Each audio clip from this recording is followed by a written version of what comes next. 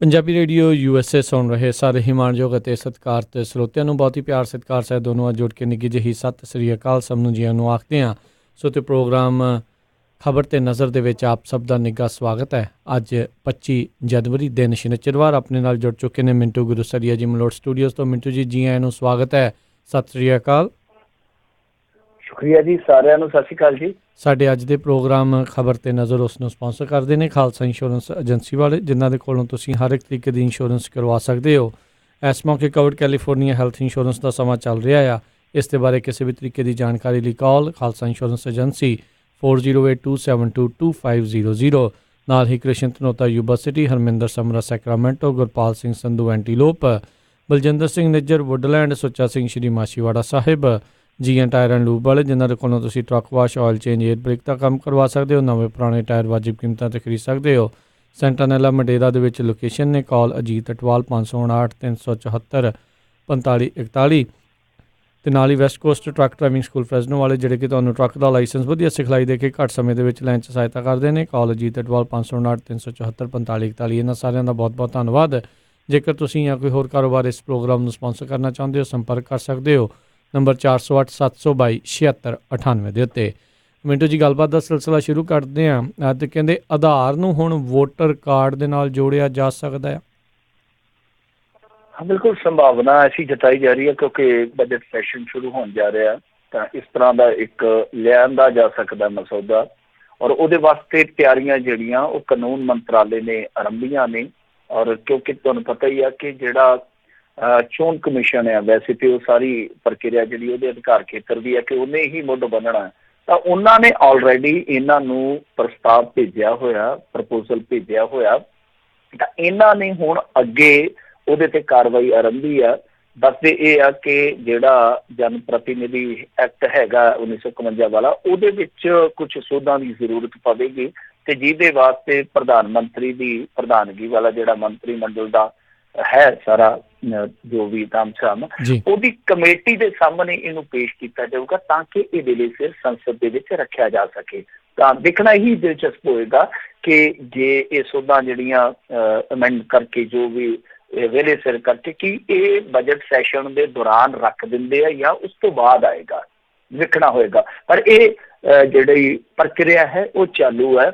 ਔਰ ਇਹਦੇ ਵਿੱਚ ਮੇਰੇ ਖਿਆਲ ਦੇ ਨਾਲ ਕੋਈ ਦਿੱਕਤ ਵਾਲੀ ਗੱਲ ਨਹੀਂ ਹੈ। ਕਿਉਂਕਿ ਆਪਾਂ ਦੇਖਿਆ ਵਾ ਕਿ ਅੱਗੇ ਵੀ ਇਸ ਤਰ੍ਹਾਂ ਦੀ ਇੱਕ ਪ੍ਰਕਿਰਿਆ ਚਾਲੂ ਹੋਈ ਸੀਗੀ। ਮੈਂ ਉਹਦੇ 'ਚ ਬਾਅਦ 'ਚ ਆਉਣਾ, ਪਰ ਗੱਲ ਉਸ ਤੋਂ ਪਹਿਲਾਂ ਦੀ ਹੈ ਕਿ ਫਿਰ ਇਹ ਆਧਾਰ ਕਾਰਡ ਵਾਲਾ ਜਿਹੜਾ ਫੰਡਾ, ਤੁਹਾਨੂੰ ਪਤਾ ਹੀ ਸੁਪਰੀਮ ਕੋਰਟ 'ਚ ਗਿਆ ਸੀਗਾ, ਰੌਲਾ ਪੈ ਗਿਆ ਸੀਗਾ। ਸੁਪਰੀਮ ਕੋਰਟ ਨੇ ਸਾਰੀਆਂ ਗਾਈਡਲਾਈਨ ਸਾਫ਼ ਕਰ ਦਿੱਤੀਆਂ ਸਨ ਕਿ ਤੁਸੀਂ ਕਿੱਥੇ ਆਧਾਰ ਕਾਰਡ ਯੂਜ਼ ਕਰ ਸਕਦੇ ਹੋ, ਕਿੱਥੇ ਜਿਹੜੀ ਪ੍ਰਾਈਵੇਸੀ ਆ ਉਹ ਤੁਹਾਡਾ ਫੰਡਾਮੈਂਟਲ ਰਾਈਟ ਬਣਦੀ ਹੈ। ਤਾਂ ਹੁਣ ਇਹਦੇ 'ਚ ਕੋਈ ਦਿੱਕਤ ਨਹੀਂ ਹੈ। ਸਰਕਾਰ ਦੇ ਕੋਲ ਟਰੈਕ ਬਿਲਕੁਲ ਸਾਫ਼ ਆ, ਉਹ ਜਦੋਂ ਮਰਜ਼ੀ ਜਾ ਸਕਦੇ ਆ। ਤਾਂ ਹੁਣ ਦੂਜੀ ਗੱਲ ਜਿਹੜੀ ਤੇ ਮੈਂ ਆ ਰਿਹਾ ਸੀਗਾ ਕਿ ਐਸੀ ਪ੍ਰਕਿਰਿਆ ਮੈਨੂੰ ਯਾਦ ਆ ਅੱਜ ਤੋਂ 4-5 ਸਾਲ ਪਹਿਲਾਂ ਵੀ ਚੱਲੀ ਸੀ, ਜੇ ਮੈਂ ਨਹੀਂ ਭੁੱਲਦਾ। ਤਾਂ ਉਸ ਤੋਂ ਬਾਅਦ ਚੈਲੰਜ ਹੋ ਗਿਆ ਸੀਗਾ ਕੋਰਟ ਦੇ ਵਿੱਚ। ਮੈਂ ਪੰਜਾਬ ਦੀ ਐਗਜ਼ਾਮਪਲ ਦੇਊਂਗਾ, ਤੁਹਾਨੂੰ ਉਦਾਹਰਨ ਦੇਊਂਗਾ। ਉਸ ਵੇਲੇ ਪੰਜਾਬ ਦੇ ਮੇਰੇ ਖਿਆਲ ਦੇ ਨਾਲ ਅੱਧੇ ਕੁ ਤੋਂ ਜ਼ਿਆਦਾ ਜਿਹੜੇ ਵੋਟਰ ਕਾਰਡ ਸੀਗੇ ਉਹ ਲਿੰਕ ਹੋ ਗਏ ਸਨ ਆਧਾਰ ਕਾਰਡ ਦੇ ਨਾਲ। ਉਸ ਵੇਲੇ ਅਖਬਾਰਾਂ ਦੇ ਵਿੱਚ ਫਿਗਰ ਆਊਟ ਹੋਇਆ ਸੀਗਾ, ਮੇਰੇ ਖਿਆਲ ਦੇ ਨਾਲ ਸਪੋਕਸਮੈਨ ਅਖਬਾਰ ਨੇ ਸਟੋਰੀ ਵੀ ਕੀਤੀ ਹੈ ਉਹਦੇ ਤੇ, ਕਿ ਉਸ ਵੇਲੇ ਆਪਣੇ ਪੰਜਾਬ ਦੇ ਵਿੱਚ 7 ਲੱਖ ਵੋਟਰ ਜਿਹੜੇ ਆ ਉਹ ਸ਼ੱਕੀ ਨਿਕਲੇ ਸਨ। 7 ਲੱਖ ਵੋਟਰ ਸ਼ੱਕੀ ਨਿਕਲ ਆਏ 50% ਦੇ ਵਿੱਚ। ਤੇ ਜੇ ਇਹਨੂੰ ਆਪਾਂ 100 ਵਾਲੇ ਦਾਇਰੇ 'ਚ ਲੈ ਜਾਈਏ ਤਾਂ ਮੰਨ ਲਓ 10 ਲੱਖ ਵੋਟਰ ਸ਼ੱਕੀ ਨਿਕਲ ਆਉਂਦਾ ਹੈ। 10 ਲੱਖ 'ਚੋਂ ਲਾ ਲਓ ਕਿ 8-9 ਲੱਖ ਜਿਹੜਾ ਉਹ ਫਰਜ਼ੀ ਨਿਕਲ ਆਉਂਦਾ ਹੈ, ਜਿਹਦੀ ਵੋਟ ਸਾਬਤ ਨਹੀਂ ਹੁੰਦੀ। ਤੁਸੀਂ ਸਮਝੋ ਕਿ 117 ਆਪਣੇ ਹਲਕੇ ਆ, ਤਾਂ ਇੱਕ ਹਲਕੇ ਨੂੰ ਕਿੰਨੀ ਵੋਟ ਪ੍ਰਭਾਵਿਤ ਕਰਦੀ ਹੋਏਗੀ, ਜਿਹੜੀ ਸ਼ੱਕੀ ਹੈ ਜਾਂ ਦੋਹਰੀ ਹੈ ਜਾਂ ਜਿਹੜੀ ਫਰਜ਼ੀ ਵੋਟ ਹੈ। ਤਾਂ ਆਹ ਸਾਰਾ ਪੈਮਾਨਾ ਜਿਹੜਾ ਉਹ ਸਾਰੇ ਮੁਲਕ ਤੇ ਲਾ ਕੇ ਵੇਖੋ ਕਿੰਨਾ ਵੱਡਾ ਇੱਕ ਫਰਜ਼ੀ ਬੜਾ ਬਣਦਾ ਹੈ। ਔਰ ਇਹ ਲੋਕ ਮੰਗ ਕਰਦੇ ਆ ਕਿ ਜਦੋਂ ਆਧਾਰ ਕਾਰਡ ਤੁਸੀਂ ਸਿਮਾਂ ਨਾਲ ਵੀ ਜੋੜ ਦਿੱਤਾ, ਜਦੋਂ ਸਕੀਮਾਂ ਨਾਲ ਵੀ ਜੋੜ ਦਿੱਤਾ, ਪੈਨ ਨਾਲ ਵੀ ਜੋੜ ਦਿੱਤਾ, ਫਿਰ ਵੋਟਰ ਕਾਰਡ ਨਾਲ ਵੀ ਜੋੜ ਦਿਓ, ਤਾਂ ਘੱਟੋ ਘੱਟ ਦੋਹਰੀ ਵੋਟ ਜਾਂ ਵੋਟਰ ਹੇਰਾ ਫੇਰੀ ਹੈ ਜਿਹੜੀ ਉਹ ਤੇ ਘੱਟ ਜਾਵੇ ਨਾ। ਸੋ ਇਹ ਲੱਗਦਾ ਹੈ ਕਿ ਆਉਣ ਵਾਲੇ ਦਿਨਾਂ ਦੇ ਵਿੱਚ ਮਸਲਾ ਜਿਹੜਾ ਹੱਲ ਹੋ ਜਾਊਗਾ। ਤੇ ਦੇਖਦੇ ਆ ਇਸ ਬਜਟ ਸੈਸ਼ਨ ਦੇ ਵਿੱਚ ਇਹਨੂੰ ਰੱਖਿਆ ਜਾਂਦਾ ਜਾਂ ਨਹੀਂ ਰੱਖਿਆ ਜਾਂਦਾ। ਬਹੁਤ ਵੱਡੀ ਅਖਬਾਰ ਨੇ ਦਾਅਵਾ ਕੀਤਾ ਕਿ ਸੋਰਸਸ ਸਾਡੇ ਦੱਸ ਰਹੇ ਆ ਕਿ ਇਹ ਅਮਲ ਜਿਹੜਾ ਉਹ ਚਾਲੂ ਹੈ। ਜੀ ਜੀ। ਅਗਲੀ ਜਿਹੜੀ ਗੱਲ ਕਰਦੇ, ਕਹਿੰਦੇ ਮੱਧ ਪ੍ਰਦੇਸ਼ ਦੇ ਵਿੱਚ BPL ਕਾਰਡ ਹੋਲਡਰਾਂ ਨੇ ਖਰੀਦੀ ਸੈਂਕੜੇ ਕਰੋੜ ਦੀ ਜ਼ਮੀਨ। ਥੋੜੇ ਦਿਨ ਪਹਿਲਾਂ ਨਾ ਸ਼ਾਇਦ ਤੁਸੀਂ ਪੜ੍ਹਿਆ ਹੋਣਾ ਕਿਤੇ, ਸ਼ੰਘਾਈ ਕਾਰਪੋਰੇਸ਼ਨ ਜਿਹੜੀ ਇੱਕ ਸੰਸਥਾ ਹੀ ਹੈ, 7-8 ਦੇਸ਼ ਹੈ, ਉਹਦੇ 'ਚ 8 ਨੇ ਜਿਹੜੇ ਖਿਆ ਉਹਦੇ ਨਾਲ, ਤੇ ਉਹਦੇ 'ਚ ਨਾ ਇਹਨਾਂ ਨੇ ਅਜੂਬਾ ਸ਼ਾਮਲ ਕਰ ਲਿਆ। ਆ ਜਿਹੜਾ ਸਟੈਚੂ ਆਫ ਯੂਨਿਟੀ ਪਟੇਲ ਦਾ ਬੁੱਤ ਹੈ ਜਿਹੜਾ, ਇਹ ਸ਼ਾਮਲ ਕਰ ਲਿਆ। ਭਗਤ ਬਹੁਤ ਤਾੜੀਆਂ ਮਾਰਦੇ ਸੀਗੇ। 8ਵਾਂ ਅਜੂਬਾ ਜੀ ਸਾਡਾ ਬਣ ਗਿਆ, ਫਲਾਨ ਟਮਕਾ ਹੋ ਗਿਆ, ਇਹ ਹੋ ਗਿਆ, ਨਹੀਂ ਸਟੈਚੂ ਆਫ ਯੂਨਿਟੀ ਇਹ ਵੀ ਇੱਕ ਅਜੂਬਾ ਬਣ ਗਿਆ। ਅਸਲ ਦੇ ਵਿੱਚ ਸ਼ੰਘਾਈ ਕਾਰਪੋਰੇਸ਼ਨ ਨੇ, ਜਿਸ ਤਰ੍ਹਾਂ ਤੁਹਾਨੂੰ ਪਤਾ ਹੀ ਹੈ ਕਿ ਸੰਸਾਰ ਪੱਧਰ ਤੇ ਇਹਨਾਂ ਦੀ ਇੱਕ ਸੂਚੀ ਹੈ, ਉਸ ਤਰ੍ਹਾਂ ਆਪਣੀ ਸੂਚੀ ਜਾਰੀ ਕੀਤੀ ਆ। ਤਾਂ ਉਹਦੇ ਵਿੱਚ ਇਹਨਾਂ ਨੇ ਆਪਦੇ ਬੰਨੀ ਹੋਈ ਐਂਟਰੀ ਭੇਜੀ, ਉਹਨਾਂ ਨੇ ਜਿਹੜੀ ਭੇਜੀ ਸੀ ਉਹੀ ਸਵੀਕਾਰ ਕਰ ਲਈ, ਪ੍ਰਵਾਨ ਕਰ ਲਈ। ਤੇ ਮੈਂ ਆਖਿਆ ਸੀਗਾ ਇੱਥੇ ਤੇ ਅਜੂਬਾ ਕੋਈ ਇੱਕ ਥੋੜ੍ਹੀ ਆ। ਬਹਿਸ ਚੱਲ ਰਹੀ ਸੀਗੀ, ਸਾਡੇ ਕੁਛ ਮਿੱਤਰ ਬੈਠੇ ਸਨ ਕਿ ਨਹੀਂ ਫਲਾਣੇ ਨੂੰ ਸ਼ਾਮਲ ਕਰਨਾ ਚਾਹੀਦਾ ਸੀ, ਹੰਪੀ ਨੂੰ ਸ਼ਾਮਲ ਕਰਨਾ ਚਾਹੀਦਾ ਸੀ, ਜਾਂ ਦੂਸਰੀਆਂ ਅਜੰਤਾ ਦੀਆਂ ਗੁਫਾਵਾਂ ਸ਼ਾਮਲ ਕਰਨੀਆਂ ਚਾਹੀਦੀਆਂ ਸੀ, ਕੁਤਬ ਮੀਨਾਰ। ਮੈਂ ਕਿਹਾ ਯਾਰ ਇੱਥੇ ਤੇ ਬਹੁਤ ਅਜੂਬੇ ਆ, ਇੱਥੇ ਇਹ ਅਜੂਬਾ ਨਹੀਂ ਹੈ ਕਿ ਇੱਕ ਬੰਦਾ ਇੱਕ ਦਿਨ ਪਹਿਲਾਂ BPL ਕਾਰਡ ਹੋਲਡਰ ਹੁੰਦਾ ਤੇ ਦੂਸਰੇ ਦਿਨ ਉਹ BMW ਦਾ ਮਾਲਕ ਹੁੰਦਾ। ਇਹ ਵੀ ਇੱਕ ਚਮਤਕਾਰ ਹੀ ਹੈ ਨਾ। ਇਹ ਚਮਤਕਾਰ ਰਾਜਨੀਤੀ 'ਚ ਆ ਕੇ ਵਾਪਰਦਾ, ਇਹ ਵੀ ਇੱਕ ਝੁਰਲੂ ਹੀ ਹੈ ਨਾ। ਤਾਂ ਖੈਰ ਅਜੂਬਾ ਹੈ ਵੀ ਕਿ ਜਿਨ੍ਹਾਂ ਦੇ ਕੋਲ BPL ਕਾਰਡ ਆ, ਮਤਲਬ BPL ਕਾਰਡ ਨੂੰ ਆਪਾਂ ਜੇ ਆਪਾਂ ਸਰਲ ਭਾਸ਼ਾ 'ਚ ਵੇਖਣਾ ਹੋਵੇ, ਮਿੱਤਰਾਂ ਹੋਵੇ, ਬਿਲੋ ਪਾਵਰਟੀ ਲਾਈਨ ਆਏਗਾ ਸ਼ਾਇਦ ਇਹਦਾ, ਜੇ ਆਪਾਂ ਡੈਫੀਨੇਸ਼ਨ ਦੇਖਣਾ ਹੋਵੇ। ਤਾਂ ਹੁਣ ਇਹਦੇ ਵਿੱਚ ਬੜੀ ਦਿਲਚਸਪ ਕਹਾਣੀ ਹੈ ਕਿ ਇਹੋ ਜਿਹੇ 796 ਲੋਕਾਂ ਦੀ ਇਹਨਾਂ ਨੇ ਪਛਾਣ ਕੀਤੀ ਆਂਧਰਾ ਦੇ ਵਿੱਚ। ਅਮਰਾਵਤੀ ਬਹੁਤ ਮਸ਼ਹੂਰ ਸ਼ਹਿਰ ਹੈ, ਤੁਹਾਨੂੰ ਪਤਾ ਹੀ ਹੈ। ਉੱਥੇ ਰੌਲਾ ਪੈਂਦਾ, ਆਂਧਰਾ ਪ੍ਰਦੇਸ਼ ਵੰਡਿਆ ਗਿਆ ਸੀਗਾ ਨਾ, ਤੇਲੰਗਾਨਾ ਵਿੱਚੋਂ ਨਿਕਲ ਗਿਆ। ਉਹ ਰਾਜਧਾਨੀ ਦਾ ਰੌਲਾ ਜਿਸ ਤਰ੍ਹਾਂ ਆਪਣਾ ਸੀਗਾ, ਤੇ ਉਹ ਰਾਜਧਾਨੀ ਦਾ ਵੀ ਮਸਲਾ ਇੱਕ ਉੱਥੇ। ਤਾਂ ਉਹ ਜਿਹੜੀ ਰਾਜਧਾਨੀ ਇਹਨਾਂ ਨੇ ਬਣਾਉਣੀ ਸੀ, ਇਹਨਾਂ ਨੇ ਆਪਦੀ ਅਮਰਾਵਤੀ ਸੈੱਟ ਕਰ ਲਈ ਕਿ ਰਾਜਧਾਨੀ ਆਪਾਂ ਗਾ ਇਹ ਡਿਵੈਲਪ ਕਰਾਂਗੇ ਅਮਰਾਵਤੀ। ਹੁਣ ਤੁਹਾਨੂੰ ਪਤਾ ਹੀ ਆ ਕਿ ਜਿਹੜੇ ਲੋਕ ਸਿਆਸਤ ਦੇ ਵਿੱਚ ਹੁੰਦੇ ਆ ਬਹੁਤ ਸਕੀਮੀ ਹੁੰਦੇ ਆ, ਉਹ ਬਹੁਤ ਗਾਂਹ ਦੀ ਸੋਚਦੇ ਆ, ਇੰਨੀ ਗਾਂਹ ਦੀ ਸੋਚਦੇ ਆ ਕਿ ਜਿਹੜੇ ਪੁੱਛਾਂ ਦਿੰਦੇ ਆ ਜਾਂ ਭਵਿੱਖਬਾਣੀ ਦੱਸਦੇ ਉਹਨਾਂ ਤੋਂ ਵੀ ਅਗਾਂਹ ਨਿਕਲ ਜਾਂਦੇ। ਉਹ ਕਈ ਦਫਾ ਉਹਨਾਂ ਨੂੰ ਪਤਾ ਹੁੰਦਾ ਕਿ ਇਸ ਥਾਂ ਤੇ ਵੱਡਾ ਪ੍ਰੋਜੈਕਟ ਆ ਜਾਣਾ, ਇਸ ਥਾਂ ਤੇ ਕੱਲ ਨੂੰ ਬਹੁਤ ਡਿਵੈਲਪਮੈਂਟ ਹੋਏਗੀ। ਉਹ ਪਹਿਲਾਂ ਹੀ ਜਾ ਕੇ ਅਗਲਵਾੜੀ ਹੋ ਕੇ ਉੱਥੇ ਆਪਣੀ ਥਾਂ ਮੰਨ ਲੈਂਦੇ ਆ। ਇੱਕ ਵਾਰੀ ਤੁਹਾਨੂੰ ਪਤਾ ਇਹਨਾਂ ਨੂੰ ਖਲੋਣ ਜੋਗੀ ਥਾਂ ਮਿਲ ਜਾਵੇ, ਫਿਰ ਬਹਿਣ ਜੋਗੀ, ਲੇਟਣ ਜੋਗੀ ਤੇ ਪਰਿਵਾਰ ਨੂੰ ਲਟਾਉਣ ਜੋਗੀ ਆਪੇ ਹੀ ਬਣਾ ਲੈਂਦੇ ਆ। ਤਾਂ ਇਹਨਾਂ ਨੇ ਇਹੀ ਖੇਡ ਖੇਡੀ ਕਿ ਉੱਥੇ ਹੁਣ ਜਿਹੜੀ ਪਛਾਣ ਹੋਈ 796 ਲੋਕਾਂ ਦੀ, ਉਹਨਾਂ ਵਿੱਚੋਂ ਬਹੁਤੇ ਐਸੇ ਆ ਜਿਹੜੇ BPL ਕਾਰਡ ਹੋਲਡਰ ਆ, ਮਤਲਬ ਕਿ ਅੱਤ ਦੇ ਗਰੀਬ। ਇੱਕ ਤੇ ਗਰੀਬ ਹੁੰਦਾ ਨਾ, ਇੱਕ ਤੇ ਗਰੀਬ ਮਾਤੜ ਸਾਡੇ ਵਰਗਾ, ਇੱਕ ਜਿਹੜਾ ਵਿਚਾਰਾ ਸਾਡੇ ਤੋਂ ਵੀ ਗਿਆ ਗੁਜ਼ਰਿਆ। ਤਾਂ ਉਹ ਗਰੀਬ ਜਿਹੜੇ ਆ ਉਹ ਉੱਥੇ ਜ਼ਮੀਨ ਦੇ ਮਾਲਕ ਬਣਾ ਦਿੱਤੇ ਗਏ। 200 ਕਰੋੜ ਰੁਪਏ ਦੀ ਕੀਮਤ ਦੀ ਇਹ ਜਿਹੜੀ ਜ਼ਮੀਨ ਆ, 761 ਕਿੱਲੇ, ਉਹ ਇਹੋ ਜਿਹੇ ਲੋਕਾਂ ਦੇ ਨਾਮ ਲੱਗੀ ਪਈ ਹੈ। ਯਾਨੀ 2-3 ਮੰਤਰੀਆਂ ਦਾ ਜ਼ਿਕਰ ਆ ਰਿਹਾ ਕਿ ਅਸਲ ਦੇ ਵਿੱਚ ਸਾਰੀ ਖੇਡ ਇਹੋ ਹੀ ਖੇਡੀ ਗਈ ਕਿ ਇਹਨਾਂ ਨੇ ਵੇਖ ਲਿਆ ਕਿ ਇੱਥੇ ਡਿਵੈਲਪਮੈਂਟ ਬਹੁਤ ਹੋਣੀ ਆ, ਜ਼ਮੀਨ ਜਿਹੜੀ ਆ ਉਹ ਹੁਣ ਲੈ ਕੇ ਆਪਣੇ ਹੱਥਾਂ 'ਚ ਕਰ ਲਈਏ। ਜੇ ਸਿੱਧੀ ਖਰੀਦੋ ਫਰੋਖਤ ਕਰਦੇ, ਤੁਹਾਨੂੰ ਪਤਾ ਹੀ ਆ, ਫਿਰ ਕਈ ਵਾਰ ED, ਇਨਕਮ ਟੈਕਸ, ਉਹ ਸਾਰੇ ਜਿਹੜੇ ਆ ਉਹ ਵਿੱਚ ਇਨਵੋਲਵ ਹੋ ਜਾਂਦੇ ਕਿ ਹਾਂ ਭਾਈ ਤੁਹਾਡੇ ਕੋਲ ਪੈਸਾ ਕਿੱਥੋਂ ਆਇਆ। ਤੇ ਉਹਨਾਂ ਨੇ ਯਾ ਵੀ ਨਿਬੇੜ ਦਿੱਤਾ, ਇਹਨਾਂ ਨੂੰ ਵਿਚਾਰਿਆਂ ਨੂੰ ਦਿੱਤਾ ਹੋਣਾ 5000 ਰੁਪਇਆ ਜੋ ਤੁਸੀਂ ਇਹਦੇ ਵਿੱਚ ਤੁਹਾਨੂੰ ਕੋਈ ਦਿੰਦੇ ਆ, ਰਾਹਤ ਗ੍ਰਾਂਟ ਦਿੰਦੇ ਆ ਤੁਹਾਨੂੰ ਕੋਈ। ਤਾਂ ਇਹ ਜਿਹੜੇ ਬੰਦੇ ਆ ਉਹ ਕਹਿੰਦੇ ਜੀ ਸਾਨੂੰ ਨਹੀਂ ਪਤਾ ਕਿ ਜ਼ਮੀਨ ਕਿਸ ਤਰ੍ਹਾਂ ਸਾਡੇ ਨਾਮ ਹੋ ਗਈ ਆ। ਤਾਂ ਆਹ ਸਾਰੀ ਕਹਾਣੀ ਆ, ਦਿਲਚਸਪ ਹੈ ਇੱਥੋਂ ਦੀਆਂ ਕਹਾਣੀਆਂ। ਵੈਸੇ ਇੱਕ ਵਾਰੀ ਦੱਸਦੇ ਆ ਕਿ ਬਹੁਤ ਵੱਡੇ ਰਾਜਸੀ ਘਰਾਣੇ ਦਾ ਨੌਕਰ ਮਰਨ ਲੱਗਿਆ ਤੇ ਉਹਦੇ ਕੋਲ ਕਾਰਾਂ ਦਾ ਕਾਫਲਾ ਆਇਆ। ਉਹਨੇ ਆਖਿਆ ਕਿ ਬੰਦੇ ਵੀ ਮੇਰੀ ਵਫਾ ਦਾ ਮੁੱਲ ਪੈ ਗਿਆ। ਉਹਨਾਂ ਨੇ ਕੀ ਕਰਨਾ, ਉਹਨਾਂ ਨੇ ਲਵਾਏ 5-7 ਅੰਗੂਠੇ ਤੇ ਚਲੇ ਗਏ। ਉਹਨੂੰ ਉਦੋਂ ਪਤਾ ਲੱਗਿਆ ਕਿ ਮੇਰੇ ਨਾਮ ਤੇ ਆਹ ਕੁਛ ਖਰੀਦੀ ਬੈਠੇ ਸਨ ਸਰਦਾਰ। ਉਹ ਐਸੇ ਝਟਕੇ 'ਚ ਹੀ ਮਰ ਗਿਆ, ਨਹੀਂ ਤਾਂ ਹੋ ਸਕਦਾ 4 ਸਾਲ ਹੋਰ ਲੈ ਜਾਂਦਾ। ਜੀ ਜੀ। ਅਗਲੀ ਜਿਹੜੀ ਗੱਲ ਕਰਦੇ ਮਿੰਟੂ ਜੀ, ਕਹਿੰਦੇ ਬਠਿੰਡੇ ਦੇ ਵਿੱਚੋਂ ਕਸ਼ਮੀਰੀ ਕਾਰੋਬਾਰੀ ਚੁੱਕਣ ਦਾ ਚਰਚਾ।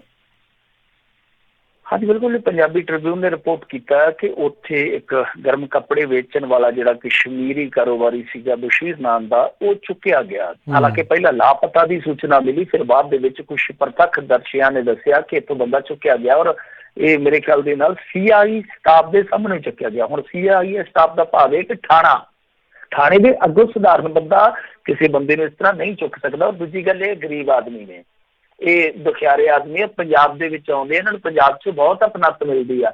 ਲੋਕ ਇਹਨਾਂ ਨੂੰ ਰੋਟੀ ਦਿੰਦੇ ਨੇ, ਲੋਕ ਚਾਹ ਦਿੰਦੇ ਨੇ, ਕਈ ਵਾਰ ਛੱਤ ਵੀ ਦਿੰਦੇ ਨੇ। ਸੋ ਇਹ ਕਾਰੋਬਾਰੀ ਜਿਹੜੇ ਸਾਡੇ ਇਲਾਕੇ 'ਚ ਯਾਨੀ ਮਾਲਵੇ ਇਲਾਕੇ 'ਚ ਬਹੁਤ ਆਉਂਦੇ ਆ। ਹੁਣ ਤੇ ਚਲੋ ਇਹ ਆਪਣੇ ਗਰੁੱਪਾਂ 'ਚ ਰਹਿੰਦੇ ਆ, ਕਮਰੇ ਵਗੈਰਾ ਲੈ ਲੈਂਦੇ। ਪਹਿਲਾਂ ਲੋਕਾਂ ਦੇ ਘਰਾਂ 'ਚ ਰਿਹਾ ਕਰਦੇ ਸਨ ਰਾਤ, ਤੇ ਲੋਕ ਬਹੁਤ ਮਾਨ ਸਤਿਕਾਰ ਕਰਦੇ ਇਹਨਾਂ ਦਾ। ਤੇ ਕੋਈ ਗਰੀਬ ਬੰਦੇ ਨਾਲ ਇਸ ਤਰ੍ਹਾਂ ਕੋਈ ਰੰਜ ਕਿਉਂ ਕੱਢੂਗਾ, ਇੱਕ ਸਭ ਤੋਂ ਵੱਡਾ ਸਵਾਲ ਆ। ਦੂਜੀ ਗੱਲ ਇਹ ਆ ਕਿ ਥਾਣੇ ਦੇ ਮੂਹਰੇ ਇਸ ਤਰ੍ਹਾਂ ਬੰਦਾ ਚੁੱਕਣਾ ਹਰੇਕ ਬੰਦੇ ਦੇ, ਇਹ ਦੀਦਾ ਦਲੇਰੀ ਦੇ ਵੱਸ ਦੀ ਗੱਲ ਨਹੀਂ ਹੈ। ਤਾਂ ਇਹਦਾ ਮਤਲਬ ਇਹ ਆ ਕਿ ਬੰਦੇ ਨੂੰ ਸ਼ਾਇਦ ਏਜੰਸੀਆਂ ਨੇ ਚੁੱਕਿਆ। ਔਰ ਟ੍ਰਿਬਿਊਨ ਨੇ ਥੋੜਾ ਜਿਹਾ ਇੱਧਰ ਇਸ਼ਾਰਾ ਵੀ ਕੀਤਾ ਕਿ ਦਿੱਲੀ ਤੋਂ ਆਈ ਕੋਈ ਨਾਰਕੋਟਿਕਸ ਕੰਟਰੋਲ ਬਿਊਰੋ ਦੀ ਟੀਮ ਸੀ ਜਿਨ੍ਹਾਂ ਨੇ ਨਸ਼ੇ ਦੇ ਸੰਬੰਧ ਵਿੱਚ ਚੁੱਕਿਆ। ਹੁਣ ਗੱਲ ਇਹ ਆ ਕਿ ਆਪਾਂ ਪਹਿਲੀ ਸੱਟੇ ਕਿਸੇ ਨੂੰ ਕਲੀਨ ਚਿੱਟ ਨਹੀਂ ਦਿੰਦੇ ਕਿ ਇਹਨੇ ਕੁਛ ਨਹੀਂ ਕੀਤਾ ਹੋਏਗਾ। ਭਾਈ ਆਪਾਂ ਕਹਿੰਦੇ ਆ ਕਿ CIA ਸਟਾਫ ਜਦੋਂ ਸਾਹਮਣੇ ਆ ਤਾਂ ਤੁਸੀਂ ਉੱਥੇ ਇਤਲਾਹ ਕਰੋ, ਉਸ ਬੰਦੇ ਦੇ ਘਰ ਵਾਲਿਆਂ ਨੂੰ ਇਤਲਾਹ ਕਰੋ ਕਿ ਇਸ ਦੋਸ਼ ਦੇ ਵਿੱਚ ਅਸੀਂ ਇਸ ਬੰਦੇ ਨੂੰ ਇਸ ਜਗ੍ਹਾ ਤੇ ਲੈ ਕੇ ਚੱਲੇ ਆ। ਜੇ ਪੁੱਛ ਪੜਤਾਲ ਦੇ ਵਿੱਚ ਭਾਈ ਦਾਗੀ ਪਾਇਆ ਤੇ ਫਿਰ ਅਗਲੀ ਕਾਰਵਾਈ ਹੋਊਗੀ, ਜੇ ਨਹੀਂ ਤੇ ਬਾਅਦ ਅਸੀਂ ਛੱਡ ਦਿਆਂਗੇ। ਤਾਂ ਜਿਹੜਾ ਸੁਪਰੀਮ ਕੋਰਟ ਦਾ ਵੀ ਇਸ ਵੇਲੇ ਕਾਨੂੰਨੀ ਦਾਇਰਾ ਕਿ ਤੁਸੀਂ ਗ੍ਰਿਫਤਾਰੀ ਵੇਲੇ ਆ ਜਿਹੜੀਆਂ ਰਾਇਤਾਂ ਵਰਤਣੀਆਂ ਨੇ, ਆ ਤੁਹਾਨੂੰ ਹਦਾਇਤਾਂ ਨੇ ਕਿ ਤੁਸੀਂ ਇਹਨਾਂ ਚੀਜ਼ਾਂ ਦਾ ਪਾਲਣ ਕਰਨਾ, ਇਹ ਤੇ ਉਹਨਾਂ ਚੀਜ਼ਾਂ ਦਾ ਉਲੰਘਣ ਆ। ਔਰ ਇਸ ਮਸਲੇ ਤੇ ਹੁਣ ਦੇਖੋ ਸ਼ਿਕਾਇਤ ਤੇ ਦਰਜ ਕਰਾ ਦਿੱਤੀ ਹੈ। ਕੁਝ ਸਾਡੇ ਜਿਹੜੇ ਇੱਥੋਂ ਦੇ ਜਮਹੂਰੀ ਧਿਰਾਂ ਦੇ ਕਾਰਕੁਨ ਨੇ ਉਹ ਵੀ ਇਸ ਮਾਮਲੇ 'ਚ ਐਕਟਿਵ ਹੋਏ ਆ। ਅੱਛੀ ਗੱਲ ਹੈ, ਸਪੋਰਟ ਕਰਨੀ ਚਾਹੀਦੀ ਹੈ ਇਹਨਾਂ ਪ੍ਰਦੇਸ਼ੀਆਂ ਦੀ। ਇਹ ਆ ਕਿ ਪੰਜਾਬ ਸਰਕਾਰ ਨੂੰ ਨੋਟਿਸ ਲੈਣਾ ਚਾਹੀਦਾ ਹੈ। ਔਰ ਮੈਂ ਤੁਹਾਡੀ ਜਾਣਕਾਰੀ ਲਈ ਦੱਸ ਦੇਵਾਂ ਕਿ ਇਸ ਤੋਂ ਪਹਿਲਾਂ ਵੀ ਮੈਨੂੰ ਯਾਦ ਆ, ਸ਼ਾਇਦ ਪਿਛਲੇ ਸਾਲ ਦੀ ਗੱਲ ਹੈ ਜਾਂ ਪਿਛਲੇ ਤੋਂ ਪਿਛਲੇ ਸਾਲ ਦੀ ਗੱਲ ਆ, ਇੱਥੇ ਬੰਗਾਲ ਦੇ ਵਿੱਚੋਂ ਕੁਝ ਸੱਜਣ ਜਿਹੜੇ ਆ ਖਾਸ ਤੌਰ ਤੇ ਮੇਰੇ ਖਿਆਲ ਦੇ ਨਾਲ ਲੈਫਟਿਸਟ ਸਨ ਜਿਹੜੇ, ਉਹਨਾਂ ਨੇ ਮੁਕਤਸਰ ਵਿਆਹ ਤੇ ਜਾਣਾ ਸੀਗਾ। ਉਹ ਜਦੋਂ ਗੱਡੀ ਤੋਂ ਉਤਰੇ, ਕਿਉਂਕਿ ਬਠਿੰਡਾ ਜੰਕਸ਼ਨ ਹੈ ਨਾ, ਜੱਗ ਜੰਕਸ਼ਨ ਰੇਲਾਂ ਦਾ ਗੱਡੀ ਇੱਕ ਆਵੇ ਇੱਕ ਜਾਵੇ, ਉਹ ਬਠਿੰਡਾ ਜੰਕਸ਼ਨ ਹੈ ਬਹੁਤ ਵੱਡਾ। ਉਹ ਜਦੋਂ ਉੱਥੇ ਉਤਰੇ ਤੇ ਉਹਨਾਂ ਨੂੰ ਚੁੱਕ ਲਿਆ ਗਿਆ ਇਹ ਕਹਿ ਕੇ ਕਿ ਨਕਸਲੀ ਆ, ਨਕਸਲਾਈਟ ਨੇ। ਬਾਅਦ ਦੇ ਵਿੱਚ ਪਤਾ ਲੱਗਿਆ ਕਿ ਉੱਥੇ ਸ਼ਾਦੀ ਤੇ ਜਾ ਰਹੇ ਆ। ਔਰ ਪੁਲਿਸ ਬਹੁਤ ਜ਼ਿਆਦਾ ਉਸ ਮਾਮਲੇ ਦੇ ਵਿੱਚ ਸ਼ਰਮਿੰਦਾ ਹੋਈ ਸੀ, ਕਿਉਂਕਿ ਬਠਿੰਡੇ ਦੇ ਵਿੱਚ ਜਮਹੂਰੀ ਧਿਰਾਂ ਦੇ ਕਾਰਕੁਨ ਜਿਹੜੇ ਆ ਉਹ ਫਿਰ ਧਰਨਿਆਂ ਤੱਕ ਚਲੇ ਗਏ ਸਨ ਕਿ ਅਸੀਂ ਮੁਜ਼ਾਹਰੇ ਕਰਾਂਗੇ ਕਿ ਤੁਸੀਂ ਇਸ ਤਰ੍ਹਾਂ ਬੰਦੇ ਚੱਕ ਲਏ, ਜਿਹੜੇ ਸਾਡੇ ਪ੍ਰਾਹੁਣੇ ਆ ਪੰਜਾਬ ਦੇ ਵਿੱਚ, ਜਿਹੜੇ ਗੈਸਟ ਆਏ ਆ, ਤੁਸੀਂ ਉਹਨਾਂ ਨੂੰ ਚੁੱਕ ਲਿਆ। ਤਾਂ ਬਹੁਤ ਸ਼ਰਮਿੰਦਾ ਹੋਈ ਸੀਗੀ ਪੁਲਿਸ ਉਸ ਸਮੇਂ। ਤਾਂ ਇਹ ਮਾਮਲਾ ਜਿਹੜਾ ਉਹ ਸਰਕਾਰ ਨੂੰ ਵੇਖਣਾ ਚਾਹੀਦਾ, ਪੰਜਾਬ ਸਰਕਾਰ ਨੂੰ, ਕਿ ਉਹ ਕੌਣ ਬੰਦੇ ਸਨ ਜਿਨ੍ਹਾਂ ਨੇ ਚੁੱਕਿਆ। ਔਰ ਜੇ ਵਾਕਈ ਉਹ ਏਜੰਸੀ ਵਾਲੇ ਆ, ਕੋਈ ਚਾਹੇ ਇੰਟੈਲੀਜੈਂਸ ਵਾਲੇ, ਚਾਹੇ ਕੋਈ ਵੀ ਆ, ਜਿਨ੍ਹਾਂ ਨੇ ਵੀ ਚੁੱਕਿਆ, ਉਹਨਾਂ ਤੇ ਬਣਦੀ ਕਾਰਵਾਈ ਕਰਨੀ ਚਾਹੀਦੀ ਹੈ ਕਿ ਤੁਸੀਂ ਇਹ ਫਾਰਮੈਲਿਟੀਜ਼ ਜਿਹੜੀਆਂ ਲੀਗਲ ਫਾਰਮੈਲਿਟੀਜ਼ ਹੈ ਉਹ ਪੂਰੀਆਂ ਕੀਤੇ ਤੋਂ ਬਿਨਾਂ ਬੰਦਾ ਚੁੱਕਿਆ ਤੇ ਚੁੱਕਿਆ ਕਿਵੇਂ ਆ। ਜੀ ਜੀ ਜੀ। ਅਗਲੀ ਮਿੰਟੂ ਜੀ ਗੱਲ ਕਰਦੇ, ਕਹਿੰਦੇ ਜਸਟਿਸ ਨੇ ਹੁਕਮ ਦੇ ਕੇ ਨਾਲ ਦੀ ਨਾਲ ਖੁਦ ਪਾਲਣ ਕੀਤਾ। ਹਾਂ ਬਿਲਕੁਲ ਇੱਦਾਂ ਹੀ ਚਾਹੀਦਾ ਕਿ ਤੁਸੀਂ ਜੇ ਕੋਈ ਹੁਕਮ ਦਿੰਦੇ ਹੋ ਜਾਂ ਕੋਈ ਨੀਤੀ ਲਿਆਉਂਦੇ ਤਾਂ ਆਪ ਉਹਦੇ ਵਿੱਚ ਕਿੰਨਾ ਕੁ ਅਮਲ ਕਰਦੇ ਹੋ ਦਿਖਾਉਣਾ ਚਾਹੀਦਾ। ਤੁਹਾਨੂੰ ਇੱਕ ਮਿਸਾਲ ਸੈੱਟ ਕਰਨੀ ਚਾਹੀਦੀ ਆ।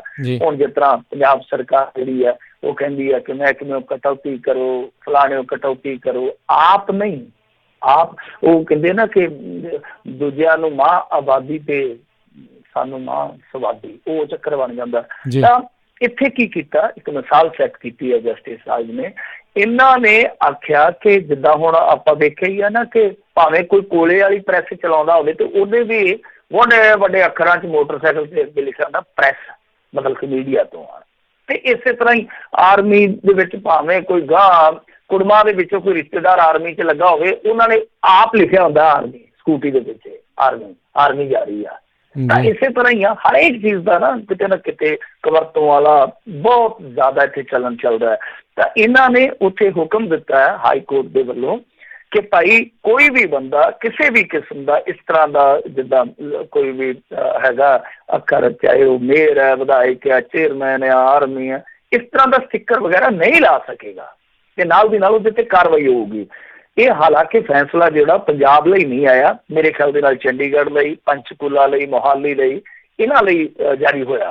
ਪਰ ਬਹੁਤ ਅੱਛਾ, ਬਹੁਤ ਅੱਛਾ। ਮੈਂ ਜਿਵੇਂ ਤੁਹਾਨੂੰ ਕਿਹਾ ਕਿ ਇੱਕ ਵਰਤੋਂ ਹੁੰਦੀ ਆ, ਲੋਕ ਐਵੇਂ ਰੋਬ ਝੜੀ ਜਾਂਦੇ ਆ, ਜਦ ਕਿ ਆਪਾਂ ਜਦੋਂ ਜਾਂਦੇ ਹਾਂ ਤਾਂ ਇੱਕ ਤਰ੍ਹਾਂ ਨਾਲ ਜੇ ਦੇਖੀਏ ਸੜਕ ਤੇ ਵੀ ਆਪਾਂ ਇੱਕ ਸਮਾਨਤਾ ਰੱਖਦੇ ਹਾਂ ਕਿ ਉਹ ਵੀ ਯਾਤਰੂ ਤੇ ਅਸੀਂ ਵੀ ਯਾਤਰੂ ਆ। ਮੋਗੇ ਦੇ ਵਿੱਚ ਇੱਕ ਘਟਨਾ ਵਾਪਰੀ ਸੀ, ਤੁਹਾਨੂੰ ਚੇਤੇ ਹੋਣਾ।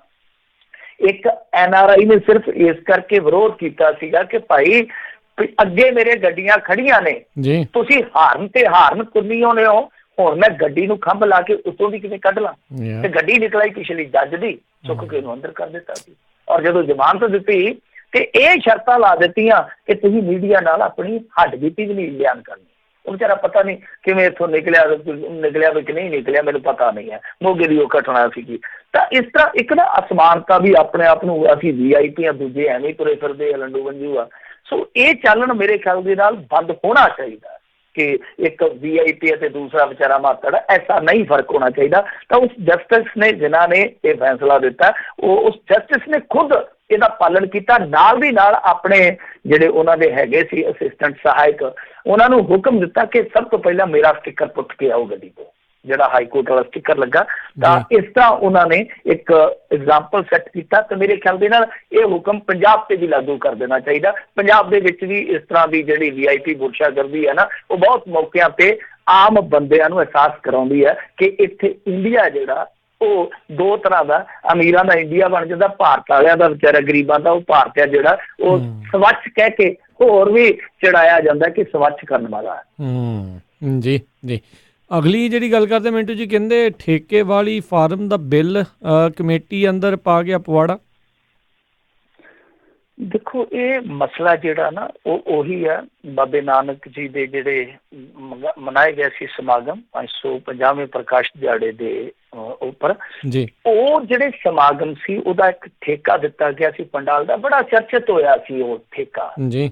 ਠੇਕਾ ਕਦਾ ਠੋਕਾ ਹੀ ਬਣ ਗਿਆ ਸੀਗਾ ਕਿਉਂਕਿ ਉਹਦੇ ਤੇ ਕਈ ਕਿੰਤੂ ਹੋਏ ਸਨ। ਇੱਥੋਂ ਤੱਕ ਕਿ ਅਕਾਲੀ ਦਲ ਦੇ ਆਪਣੇ ਬੰਦਿਆਂ ਨੇ ਇਤਰਾਜ਼ ਕੀਤੇ ਸਨ ਕਿਉਂਕਿ ਉਹਨਾਂ ਦੇ ਪ੍ਰਬੰਧ ਜਿਹੜੇ ਆ ਐਨ ਖੀਰਲੇ ਮੌਕਿਆਂ ਤੇ ਵੀ ਪੂਰੇ ਨਹੀਂ ਸਨ ਹੋਏ, ਸੰਪੂਰਨ ਨਹੀਂ ਸਨ ਹੋਏ। ਪੰਡਾਲ ਜਿਹੜਾ ਕਿਤੇ ਨਾ ਕਿਤੇ ਅੱਧ ਅਧੂਰੀਆਂ ਤਿਆਰੀਆਂ ਦਾ ਸ਼ਿਕਾਰ ਰਿਹਾ ਸੀਗਾ।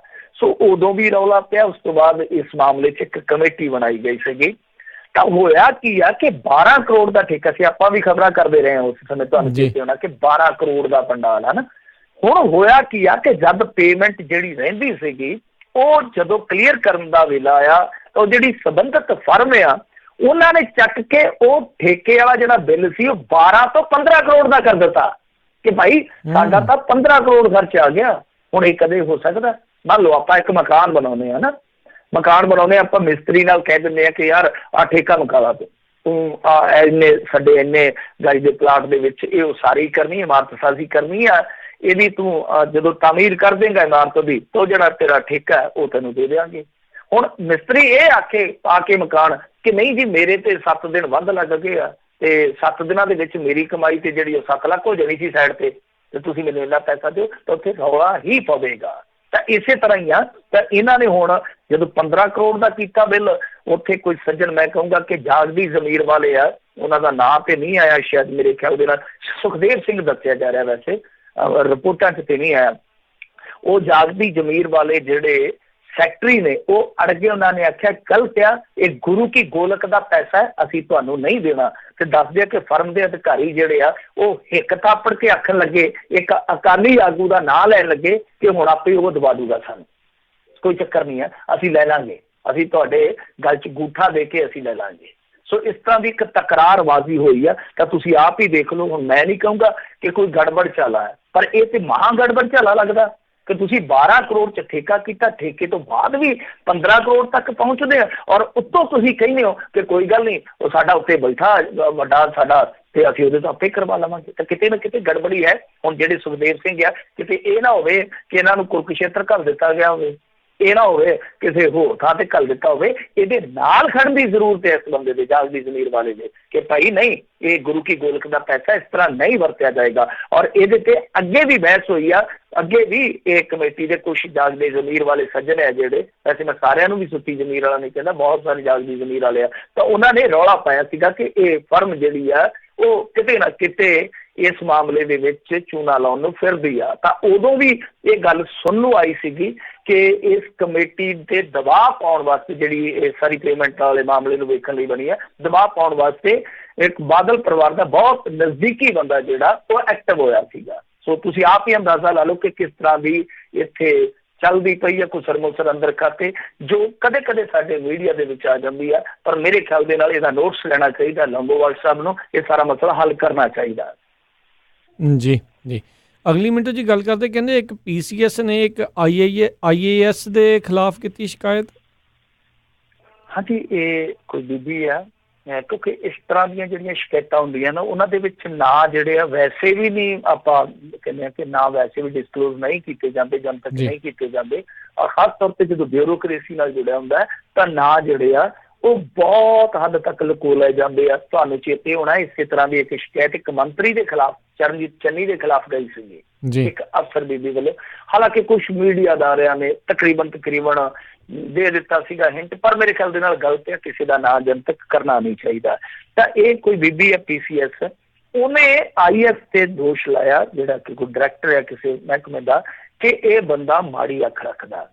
ਹੁਣ ਵੈਸੇ ਸ਼ਿਕਾਇਤ ਦੇ ਵਿੱਚ ਤਾਂ ਤੁਹਾਨੂੰ ਪਤਾ ਬਿਊਰੋਕ੍ਰੇਸੀ ਦੀ ਅਲੱਗ ਭਾਸ਼ਾ ਹੁੰਦੀ ਹੈ, ਪਰ ਮੈਂ ਤੁਹਾਨੂੰ ਸਾਦੇ ਢੰਗ ਨਾਲ ਹੀ ਦੱਸ ਦਿੱਤਾ ਕਿ ਉਸ ਬੀਬੀ ਨੇ ਆਖਿਆ ਕਿ ਇਹ ਬੰਦਾ ਵਾਰ-ਵਾਰ ਮੈਨੂੰ ਬਾਹਰ ਬੁਲਾਉਂਦਾ ਬਹਾਨੇ ਦੇ ਨਾਲ, ਕਦੇ ਉੱਥੇ ਆ ਜਾ, ਕਦੇ ਉੱਥੇ ਆ ਜਾ, ਕਦੇ ਕਾਫੀ ਤੇ ਆ ਜਾ, ਕਦੇ ਚਾਹ ਤੇ ਆ ਜਾ, ਤੇ ਉੱਥੇ ਗੱਲਾਂ ਇਹੋ ਜਿਹੀਆਂ ਕਰਦਾ ਜਿਹੜੀਆਂ ਕਿ ਇੱਕ ਬੀਬੇ ਬੰਦੇ ਨੂੰ ਕਰਨੀਆਂ ਨਹੀਂ ਚਾਹੀਦੀਆਂ। ਸੋ ਇਹ ਸ਼ਿਕਾਇਤ ਆ, ਔਰ ਇਹ ਇੱਕ ਸਮੱਸਿਆ ਵੀ ਆ, ਸਾਡੇ ਸਮਾਜ ਦੀ ਇੱਕ ਸਮੱਸਿਆ ਵੀ ਆ ਕਿ ਔਰਤਾਂ ਜਿਹੜੀਆਂ ਉਹਨਾਂ ਨੂੰ ਅਸੀਂ ਬਰਾਬਰੀ ਦੇਣ ਦੀ ਗੱਲ ਕਰਦੇ ਹਾਂ, ਕੰਜਕਾਂ ਕਹਿ ਕੇ ਪੂਜਦੇ ਨਹੀਂ ਆ। ਇਹ ਸਾਡੇ ਸਾਰੇ ਡਰਾਮੇ ਆ, ਢਕਵੰਜ ਆ। ਇੱਥੋਂ ਤੱਕ ਕਿ ਪ੍ਰਧਾਨ ਮੰਤਰੀ ਦਾ ਬਿਆਨ ਆਇਆ, ਸ਼ਾਇਦ ਤੁਸੀਂ ਸੁਣਿਆ ਹੋਵੇਗਾ, ਨਹੀਂ ਤੇ ਮੈਂ ਕੋਟ ਕਰ ਦਿੰਦਾ। ਉਹਨਾਂ ਨੇ ਪਿਛਲੇ ਦਿਨੀ ਇੱਕ ਬਹੁਤ ਵੱਡਾ ਬਿਆਨ ਦਿੱਤਾ ਸੀ। ਉਹਨਾਂ ਨੇ ਆਖਿਆ ਸੀਗਾ ਕਿ ਇੱਥੇ ਡਾਕਟਰ ਇਹੋ ਜਿਹਾ ਕੰਮ ਕਰਦੇ ਆ ਕਈ ਕਿ ਉਹਨਾਂ ਨੂੰ ਰਿਸ਼ਵਤ ਵਜੋਂ ਜਿਹੜੀਆਂ ਆਉਂਦੀਆਂ ਫਾਰਮਾਸਿਊਟੀਕਲ ਕੰਪਨੀਆਂ ਦਵਾਈਆਂ ਵਾਲੀਆਂ, ਉਹਨਾਂ ਨੂੰ ਇਹੀ ਕਹਿੰਦੇ ਨਾ ਆਪਾਂ ਕਿ ਉਹ ਦਵਾਈਆਂ ਬਣਾਉਣ ਵਾਲੀਆਂ ਜਿਹੜੀਆਂ ਕੰਪਨੀਆਂ ਵੇਚਣ ਵਾਲੀਆਂ ਨੇ, ਉਹ ਉਹਨਾਂ ਨੂੰ ਔਰਤਾਂ ਤੱਕ ਸਪਲਾਈ ਕਰਦੀਆਂ ਨੇ, ਮਤਲਬ ਕਿ ਔਰਤਾਂ ਨੂੰ ਰਿਸ਼ਵਤ ਵਜੋਂ ਵੀ ਵਰਤਿਆ ਜਾਂਦਾ। ਸੋ ਇਹ ਚੀਜ਼ਾਂ ਜਿਹੜੀਆਂ ਨੇ ਉਹ ਸਾਡੇ ਸਮਾਜ ਦੇ ਵਿੱਚ ਬਹੁਤ, ਮੈਂ ਕਹੂੰਗਾ ਕਿ ਗੰਦੀਆਂ ਭੱਦੀਆਂ ਚੀਜ਼ਾਂ ਨੇ, ਜਿਨ੍ਹਾਂ ਨੂੰ ਅਸੀਂ ਦੂਰ ਕਰ ਸਕਦੇ ਹਾਂ। ਪਰ ਰੌਲਾ ਇਹ ਆ ਕਿ ਜਿਹੜਾ ਵੀ ਬੰਦਾ ਥੋੜਾ ਜਿਹਾ ਪਾਵਰਫੁਲ ਹੁੰਦਾ, ਹੇਠਲੇ ਅਧਿਕਾਰੀ, ਹੇਠਲੇ ਕਰਮਚਾਰੀ ਨੂੰ ਦਬਾਉਂਦਾ। ਔਰ ਖਾਸ ਤੌਰ ਤੇ ਜਦੋਂ ਔਰਤਾਂ ਇਸ ਤਰ੍ਹਾਂ ਦੀ ਪੋਜੀਸ਼ਨ ਤੇ ਹੁੰਦੀਆਂ, ਇਸ ਤਰ੍ਹਾਂ ਦੀ ਸੀਟ ਤੇ ਹੁੰਦੀਆਂ, ਤਾਂ ਉਹਨਾਂ ਨੂੰ ਤੇ ਬਹੁਤ ਜ਼ਿਆਦਾ ਡਿਫਿਕਲਟੀਜ਼ ਫੇਸ ਕਰਨੀਆਂ ਪੈਂਦੀਆਂ। ਇਹ ਸ਼ਿਕਾਇਤ ਗਈ ਆ, ਇਹਦੀ ਪੜਚੋਲ ਹੋਣੀ ਚਾਹੀਦੀ ਹੈ, ਪੜਤਾਲ ਹੋਣੀ ਚਾਹੀਦੀ ਆ। ਜੇ ਸ਼ਿਕਾਇਤ ਸੱਚੀ ਆ, ਕਿਉਂਕਿ ਦੇਖੋ ਮੈਂ ਇਸ ਪੱਖ ਤੇ ਵੀ ਗੱਲ ਕਰਨੀ ਚਾਹਾਂਗਾ ਕਿ ਕਈ ਵਾਰ ਤੁਹਾਨੂੰ ਪਤਾ ਹੀ ਆਪਸ ਚ ਦਖਲਅੰਦਾਜ਼ੀ ਹੁੰਦੀ ਆ, ਸ਼ਿਕਾਇਤ ਦੇ ਦਿੱਤੀ ਜਾਂਦੀ ਹੈ। ਜੇ ਪਰ ਸ਼ਿਕਾਇਤ ਸੱਚੀ ਆ, ਉਸ ਬੰਦੇ ਤੇ ਕਾਰਵਾਈ ਕਰਨੀ ਚਾਹੀਦੀ ਹੈ। ਔਰ ਇਹੋ ਜਿਹੇ ਬੰਦੇ ਦਾ ਤੇ ਮੇਰੇ ਖਿਆਲ ਦੇ ਨਾਲ ਨਾ ਵੀ ਜਨਤਕ ਕਰਨਾ ਚਾਹੀਦਾ ਜੇ ਸ਼ਿਕਾਇਤ ਸੱਚੀ ਹੈ ਤਾਂ। ਜੀ ਜੀ। ਅਗਲੀ ਜਿਹੜੀ ਮਿੰਟੂ ਜੀ ਗੱਲ ਕਰਦੇ ਆ, ਕਹਿੰਦੇ ਜੋੜੇ ਨੇ ਅਨੋਖੇ ਢੰਗ ਦੇ ਨਾਲ ਕੀਤੀ ਆਪਣੀ ਨਵੀਂ ਜ਼ਿੰਦਗੀ ਦੀ ਸ਼ੁਰੂਆਤ। ਸ਼ੁਕਰੀਆ, ਕੋਈ ਚੱਜ ਦੀ ਖਬਰ ਵੀ ਆਉਂਦੀ ਹੈ ਨਾ ਕਰਨ ਨੂੰ ਕਿ ਵਧੀਆ ਕੋਈ ਮਿਸਾਲ ਬਣਦੀ ਹੈ। ਪਰ ਮੈਂ ਇੱਕ ਚੀਜ਼ ਕਹੂੰਗਾ ਕਿ ਹੁਣ ਮੁੰਡੇ ਸਾਡੇ ਨਾ ਪੁਰਾਣੀਆਂ ਰਵਾਇਤਾਂ ਨੂੰ ਤੋੜ ਰਹੇ। ਹਾਲਾਂਕਿ ਜਦੋਂ ਕੋਈ ਇਸ ਤਰ੍ਹਾਂ ਦਾ ਫੈਸਲਾ ਲੈਂਦਾ ਕਿ ਮੈਂ ਨਵੇਂ ਢੰਗ ਦੇ ਨਾਲ ਆਪਣੀ ਜ਼ਿੰਦਗੀ ਦੀ ਸ਼ੁਰੂਆਤ ਕਰਨੀ, ਜਿਸ ਤਰ੍ਹਾਂ ਇਸ ਜੋੜੇ ਨੇ ਕੀਤੀ ਹੈ, ਇਸ ਜੋੜੇ ਨੇ ਬਠਿੰਡਾ ਦੇ ਵਿੱਚ ਜਿਹੜੀ ਸ਼ਾਦੀ ਕੀਤੀ, ਉਹਦੇ ਵਿੱਚ ਕਿਤਾਬਾਂ ਦਾ ਸਟਾਲ ਲਗਾਇਆ, ਖੁਦ 800 ਦੀਆਂ ਕਿਤਾਬਾਂ ਖਰੀਦ ਕੇ ਉਸ ਸਟਾਲ ਤੋਂ ਆਪਣੀ ਜ਼ਿੰਦਗੀ ਸ਼ੁਰੂ ਕੀਤੀ। ਕੋਈ ਡੀਜੇ ਨਹੀਂ, ਕੋਈ ਲੈਣਾ ਨਹੀਂ, ਕੋਈ ਦੇਣਾ ਨਹੀਂ। ਹਾਂ, ਕੋਈ ਜਾਗਰੂਕ ਨਾਟਕ ਜਿਹੜੇ ਆ ਉਹ ਕੀਤੇ ਗਏ ਜਾਗਰਤੀ ਵਾਲੇ। ਤਾਂ ਖੈਰ ਬਹੁਤ ਵਧੀਆ ਪਰਮਿੰਦਰ ਸਿੰਘ ਹੋਰਾਂ ਦਾ ਫੈਸਲਾ। ਔਰ ਕਮਾਲ ਦੀ ਗੱਲ ਹੈ ਕਿ ਜਿਹੜੀ ਲਾੜੀ ਹੈ ਉਹਦਾ ਨਾਮ ਵੀ ਪਰਮਿੰਦਰ ਕੌਰ ਆ। ਤਾਂ ਇਹਨਾਂ ਦੋਨਾਂ ਨੂੰ ਪਹਿਲਾਂ ਤੇ ਮੇਰੇ ਵੱਲੋਂ, ਆਪਣੀ ਟੀਮ ਵੱਲੋਂ ਵਧਾਈਆਂ। ਔਰ ਇਸ ਤਰ੍ਹਾਂ ਦੇ ਜਦੋਂ ਫੈਸਲੇ ਲੈਂਦੇ ਆ ਨਾ ਨੌਜਵਾਨ, ਮੈਂ ਤੁਹਾਨੂੰ ਇੱਕ ਦੁਖਾਂਤ ਦੱਸਦਾ ਸੁਸਾਇਟੀ ਦਾ ਕਿ ਆਪਣੇ ਘਰੋਂ ਹੀ ਵਿਰੋਧਤਾ ਚੱਲਣੀ ਪੈਂਦੀ ਹੈ, ਆਪਣੇ ਰਿਸ਼ਤੇਦਾਰਾਂ ਤੋਂ ਵਿਰੋਧਤਾ ਚੱਲਣੀ ਪੈਂਦੀ। ਰਿਸ਼ਤੇਦਾਰ ਕਹਿੰਦੇ ਆ, ਲੈ ਤੇਰਾ ਪਿਓ ਤੇ ਆ ਕੇ ਡੱਕਿਆ ਸੀ ਸਾਡੇ ਵਿਆਹ 'ਚ, ਹੁਣ ਤੁਸੀਂ ਆਪ ਪਿਆਉਣ ਦੇ ਮਾਰੇ ਆ ਧਾਰਮਿਕ ਹੋ ਗਏ, ਆਪ ਤੁਸੀਂ ਹੁਣ ਕਾਮਰੇਡ ਹੋ ਗਏ। ਸੋ ਇਹ ਇੱਕ ਵਿਰੋਧਤਾ ਚੱਲਣੀ ਪੈਂਦੀ ਹੈ। ਪਰ ਫਿਰ ਵੀ ਸਾਡੇ ਨੌਜਵਾਨ ਇਸ ਤਰ੍ਹਾਂ ਦੇ ਫੈਸਲੇ ਲੈ ਰਹੇ ਆ। ਪਿਛਲੇ ਦਿਨੀ ਇੱਕ ਨੌਜਵਾਨ ਨੇ ਸਾਈਕਲ ਤੇ ਲਾੜੀ ਲਿਆਂਦੀ ਸੀ, ਹਾਲਾਂਕਿ ਉਹਨੂੰ ਟਰੋਲ ਵੀ ਬਹੁਤ ਕੀਤਾ ਗਿਆ, ਪਰ ਉਹ ਮੁੰਡੇ ਕੋਲ 25-30 ਕਿੱਲੇ ਜ਼ਮੀਨ ਸੀ। ਤਾਂ ਉਹਨੇ ਇੱਕ ਐਗਜ਼ਾਮਪਲ ਸੈੱਟ ਕੀਤੀ ਸੀਗੀ ਸਾਦੇਪਣ ਦੀ, ਤੇ ਉਹਨੇ ਘਰ 'ਚ ਵੀ ਕੋਈ ਖੇਖਰ ਨਹੀਂ ਸੀ ਕੀਤਾ ਇਸ ਤਰ੍ਹਾਂ ਦਾ। ਚਲੋ ਟਰੋਲ ਵਾਲੇ ਆ ਜਿਉਂਦੇ ਰਹਿਣ, ਉਹਨਾਂ ਦਾ ਆਪਣਾ ਕੰਮ ਹੈ। ਹੋਰ ਇਸ ਤਰ੍ਹਾਂ ਦੀ ਇੱਕ ਮਿਸਾਲ ਸੀ ਭਵਾਨੀਗੜ੍ਹ ਦੇ ਲਾਗਿਓ, ਉਸ ਮੁੰਡੇ ਨੇ ਵੀ ਇਸ ਤਰ੍ਹਾਂ ਹੀ ਸਟਾਲ ਲਵਾਈ ਸੀ, ਜਾ ਕੇ ਕਿਤਾਬਾਂ ਜਿਹੜੀਆਂ ਉਹ ਦਾਨ ਕੀਤੀਆਂ ਸਨ ਗੁਰਦੁਆਰੇ ਦੀ ਲਾਇਬ੍ਰੇਰੀ ਨੂੰ। ਤਾਂ ਬਹੁਤ ਸਾਰੀਆਂ ਮਿਸਾਲਾਂ ਇਸ ਤਰ੍ਹਾਂ ਦੀਆਂ ਆ ਰਹੀਆਂ ਕਿ ਕਈ ਵਾਰ ਜੋੜੇ ਆ ਜਿਹੜੇ ਉਹ ਆਪਣੀ ਸ਼ਾਦੀ ਦੀ ਜਿਹੜੀ ਸ਼ੁਰੂਆਤ ਆ ਉਹ ਖੂਨਦਾਨ ਕੈਂਪ ਦੇ ਨਾਲ ਕਰਦੇ ਆ। ਸੋ ਬਹੁਤ ਵਧੀਆ, ਇਹੋ ਜਿਹੇ ਲੋਕਾਂ ਨੂੰ ਐਪਰੀਸ਼ੀਏਟ ਕਰਨਾ ਚਾਹੀਦਾ।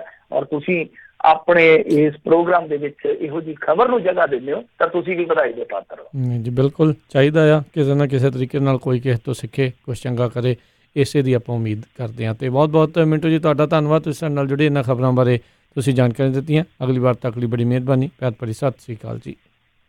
ਸਤਿ ਸ਼੍ਰੀ ਅਕਾਲ ਜੀ। ਜੀ ਸਰੋਤਿਓ, ਇੱਥੇ ਹੀ ਸਾਡਾ ਅੱਜ ਦਾ ਇਹ ਪ੍ਰੋਗਰਾਮ ਆ ਉਹ ਸਮਾਪਤ ਆ। ਮਿਲਦੇ ਹਾਂ ਤੁਹਾਨੂੰ ਸਾਰਿਆਂ ਨੂੰ ਅਗਲੀ ਵਾਰ। ਉਦੋਂ ਤੱਕ ਲਈ ਮੇਰੇ ਵੱਲੋਂ ਵੀ ਤੁਹਾਨੂੰ ਸਾਰਿਆਂ ਨੂੰ ਪਿਆਰ ਸਤਿਕਾਰ ਨਿੱਘੀ ਜਿਹੀ ਸਤਿ ਸ੍ਰੀ ਅਕਾਲ। ਜਿਉਂਦੇ ਵਾਸਤੇ ਰਹੋ, ਹੱਸਦੇ ਖੇਲਦੇ ਰਹੋ, ਸੁਣਦੇ ਰਹੋ ਪੰਜਾਬੀ ਰੇਡੀਓ USA।